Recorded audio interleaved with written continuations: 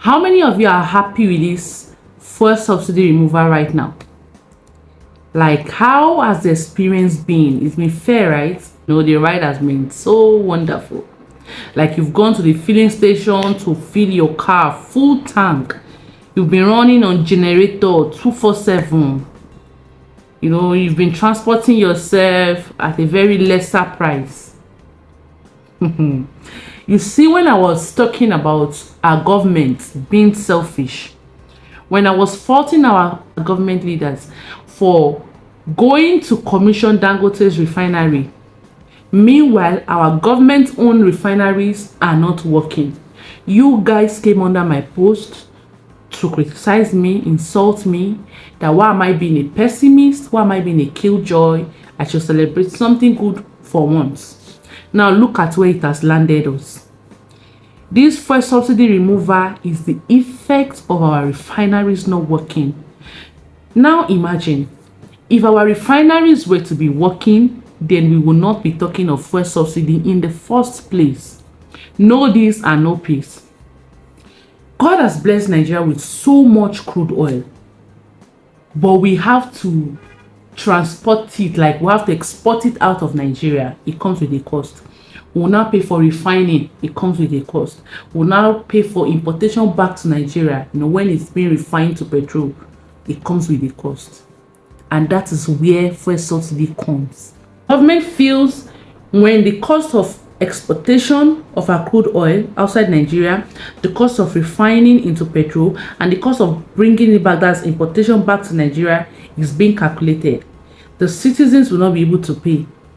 And so governments will offer to help subsidize it by paying part of this money on our behalf while we pay the rest. So now Nigerian government are saying that part we are paying for you before, we can't pay again because there's no money in the government purse to fund that part, and that's why they are removing fuel subsidy. So now we are all paying for the cost of exportation, cost of refining, cost of importation back to Nigeria. Government are no more helping us pay part of this money, and that's why you see we are buying fuel at 537 naira, 540 naira before. It is because government was paying part of it before, almost 300 naira plus before, and now government said they can't pay again. If we are the one manufacturing our crude oil, we are the one refining it, do we have to pay for exportation, importation? No, it will not be in the cost. Even if at all we are going to pay for refining, because we have to maintain our refineries so that they can work efficiently and effectively, it won't be as high as we have it right now. But you all say my mouth is smelling.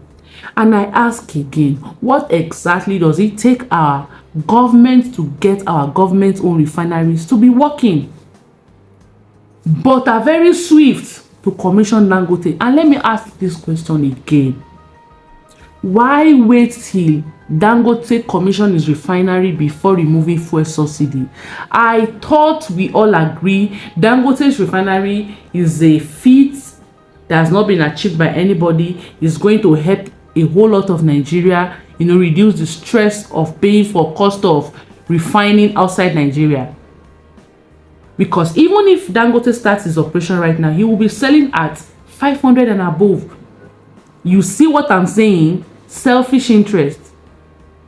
Because they want this refining to be monopolized, so that somebody will be in control of it and then they will gain from it. You all see my mouth is smelling. Now, this fuel subsidy removal, now we are all having it, we're all bearing the pain. We are all bearing the pain. We are all going to pay for it, except of course our government officials and our leaders, because they have solars in their house, they have their storage filled with petrol, so there's no need to worry about anything. But you and I, who make use of petrol for our daily business, some of us we run generator because we do not have NEPA lights in our areas, we are all going to be affected. So many businesses will have to fold up, because if they cannot keep up with cost of buying fuel, because how many people can actually pay for that services now? Like I said earlier in my other videos, This fuel subsidy removal has affected a whole lot of things. Talk of transportation, talk of price of goods and services. Because people who make use of petrol for their businesses would have to increase their cost of services. How many people can cope? Imagine you're earning 30,000 naira as salary. Before, you are lamenting and complaining that you pay 20,000 naira for transportation in a month, leaving you with 10,000 naira. Please, as a family person, what can 10,000 naira do for you?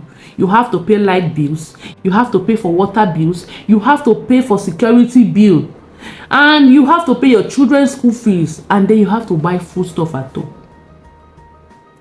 What will you do right now? How are you going to survive? How? And now imagine if as a salary earner, you're complaining right now. How will people who are not working, how will they cope? How will they survive? I just pray and I hope war will not break in Nigeria right now, because with the way and manner with which our situation is going right now, people who are not working, even with people who are working, it will get to a point that they will not be able to cope again, and then they will start doing the unthinkable. Talk of armed robbery, stealing, they will talk of ritual killing, talk of banditry, kidnapping for ransom. Internet fraud will now be on the increase. Yahoo will be on the increase. So people are still complaining and say, they called me to sweep away my money in my account. You have not seen anything. Like you've not seen anything. Because when people are not able to cope, when people are not able to afford their next meal, crime will be on the increase. I just hope everybody is prepared for what is about to hit Nigeria right now, because people need to survive.